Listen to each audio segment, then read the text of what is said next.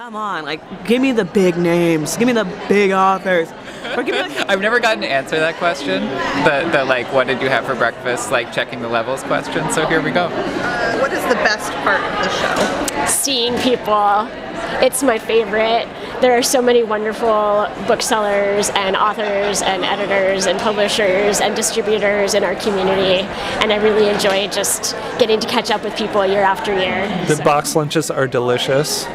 I'm Joe Beal, the founder and CEO of Microcosm Publishing. I'm also the author of A People's Guide to Publishing, which distills what I've learned from selling millions of books over the past 28 years. I'm Elly Blue, the Vice President of Microcosm. We started this podcast to share what we've learned with newer publishers, so you can learn from our mistakes. Or maybe you just want to learn about the publishing industry. This week, we bring you on-site reporting from the Pacific Northwest Booksellers Fall Show. Forum? Let's go with show. Trade show. We went to a regional trade show for booksellers. Multiple. Yeah, Bernie didn't go, but he's here to comment anyway. He has opinions. What did we learn? Well, we spent the show, normally we spend the show standing behind a table talking to our books, about our books to booksellers.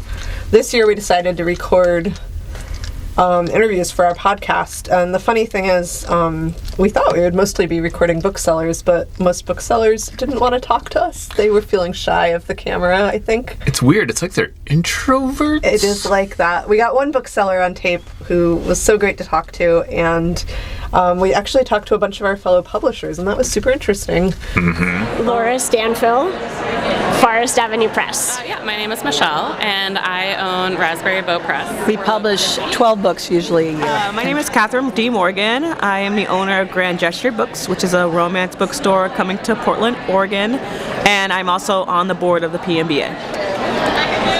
My name's Isaac Peterson. I'm a new publisher, Green City Books. I'm Angela Engel, and my press is the Collective Book Studio, and we're located out of Oakland, California. My name is Chelsea Kern. I'm the programs director at CLMP, which is the Community of Literary Magazines and Presses. My goal is for more people to learn about Raspberry Bow Press, to see the two books that we're currently promoting, ultimately to get our books into more bookstores. What's your goal here at PNBA? To share recent and new books with booksellers and to further our brand as a company. We're a very pro-independent bookstore, and by showing up at this trade show, we continue those relationships and continue to build on the brand and our Pacific Northwest community roots. So I've come up really for networking, to see my Simon & Schuster sales team, for them to meet our authors. We had an author at the Nightcapper, Jen Newens, who did Monday Night Mocktails. Everyone needs a mocktail these days. Discoverability is still always an issue for an independent press, and so that's really why I'm here, for discoverability. At PMBA, so whenever we go to like a more regional show like this, we try to really highlight our members who are from the region. So we've brought a bunch of titles from presses that are based in the Pacific Northwest, like in Oregon, Washington, Idaho, Alaska, British Columbia. So we've got like a bunch of their most recent titles on the table and are just trying to put those in front of booksellers. And my goal here is really to let all these booksellers know how many Pacific Northwest authors we have and what's coming up.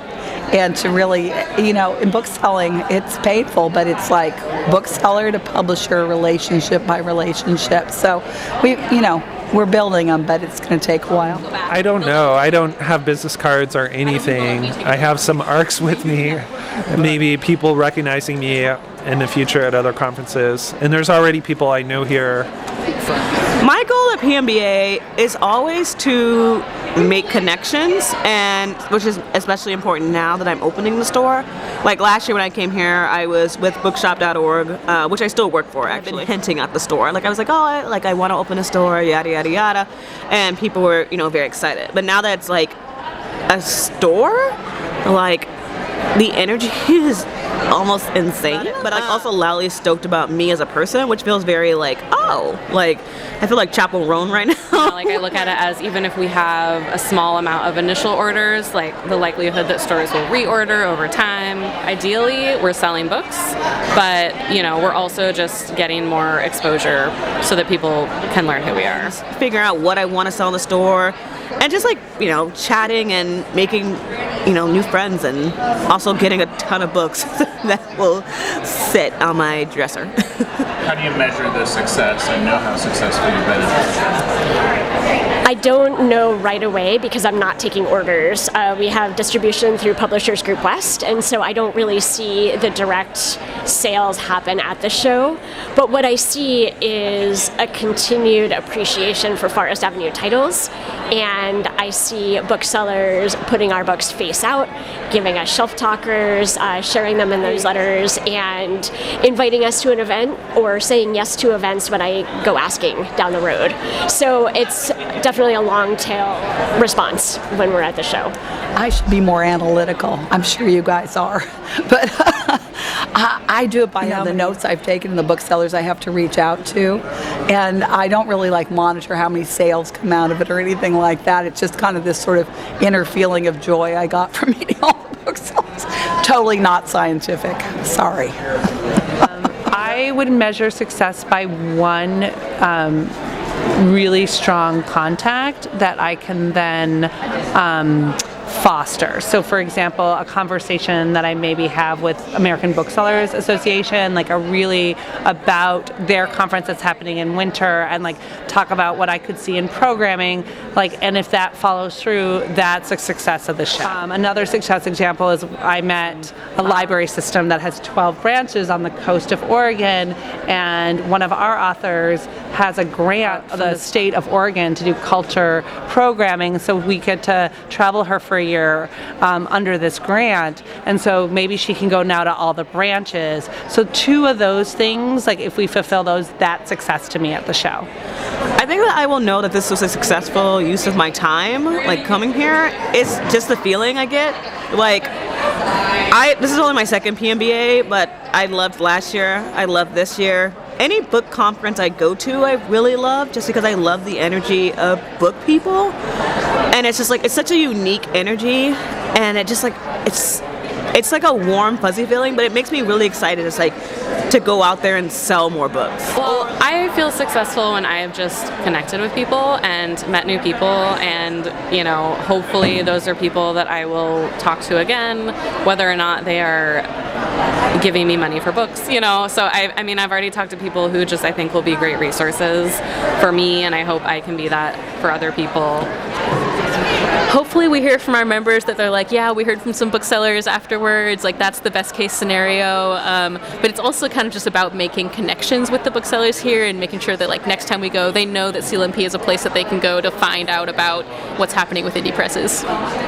We talked early on, if we sell enough books to have covered the price of our table, that is success. Nurturing that relationship, continuing that relationship between independent publishing and independent bookselling, and continually having the dialogue around how we can be stronger together in some of the same issues, which are small businesses, and how discoverability, SEO, all of the things in marketing that it takes for a publishing house actually also takes for a bookstore. That is probably my biggest takeaway for this show, which I'm excited about.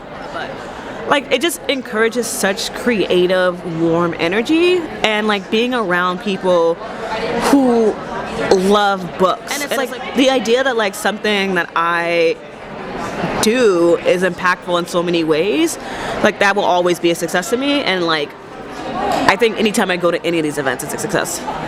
One of the things that we've been thinking about a lot this year is about trade shows and what is the value of them?